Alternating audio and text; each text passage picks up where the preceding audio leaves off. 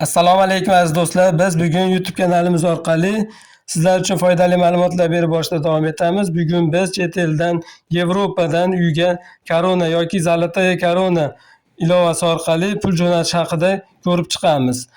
Demak, siz azizlardan bizni kanalimizni rivojlantirish uchun podpiska tugmasi orqali bizga a'zo bo'lib qo'yishingizni so'raymiz. Play Marketdan, Google Pay'dan Korona ilovasini topamiz va telefonimizga o'rnatamiz. Mana biz o'rnatib oldik va uni ochamiz.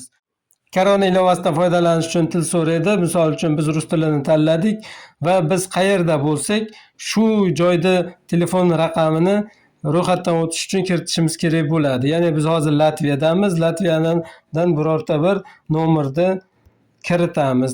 Demak, sim karta agar telefonda bo'lsa, u bergan kod avtomatik ravishda kiradi, lekin boshqa telefonda bo'lsa, unga kelgan kodni qo'lda kiritish kerak bo'ladi. Mana bizda hozir raqamni kiritdik va kod keldi, kirdik va mana biz Zolotaya Korona yoki Korona ilovasiga kirdik.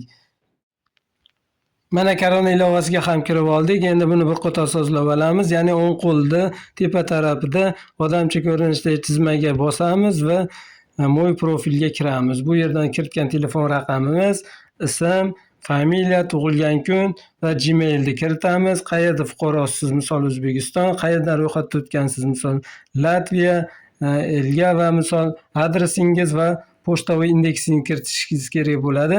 Pochtaviy indeksingizni agar bilmasangiz, shu internetga siz adresingizni kiritib, pochtaviy indeksingizni so'rasangiz, o'zi keltirib chiqarib beradi. Ya'ni demak, zagran pasportingizning serial nomeri, raqami, qachon berilgan va qachongacha amal qilishi va kim bergan va siz qayerda tug'ilgansiz, shu qator ma'lumotlarni kiritasiz va saqlanitni bosasiz. Bundan keyin bu hamma ma'lumotlar tayyor va o'tkazishni boshlaymiz. Ya'ni отправить переводni bosamiz va qayerga o'tkazamiz. Misol uchun O'zbekiston.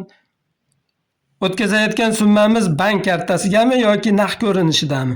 O'zbekistonda naqd ko'rinishda bor, dollarda bemalol olishingiz mumkin. Qolgan davlatlarda u shartnomasi bo'lsa, banklardan bemalol olishi mumkin.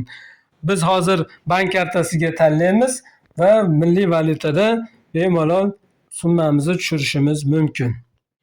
Demak, o'tkazmoqchi bo'lgan summamizni kiritamiz. Misol uchun 100 yevro. 100 yevrodan 95 sent xizmat haqqi olyapti va qolyapti 99.05 sent kartamizga tashlab berish uchun qolayotgan summa. Bugungi kunda kursimiz 13.557 so'm va bizning kartamizga kelib tushyapti 1.342.861 so'm va davom etamiz. Promokod degan joyimizga 19G4H yozamiz va qabul qiluvchini tanlaymiz. Demak, qabul qiluvchining telefon nomerini kiritamiz. Bu kiritgan nomerimizga SMS boradi va unga dostуп beramiz. Va dostуп berganimizdan keyin bu qabul qiluvchining karta nomeridan keyingi etapda karta nomerini kiritamiz va uni ism familiyasini kiritamiz. Ya'ni kartada ko'rsatilgan ism familiyani to'g'ri qilib kiritishimiz zarur bo'ladi.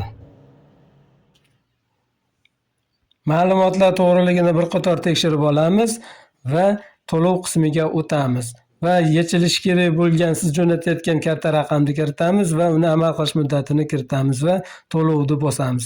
Sizga o'ylab ko'rish uchun 5 minut vaqt beriladi.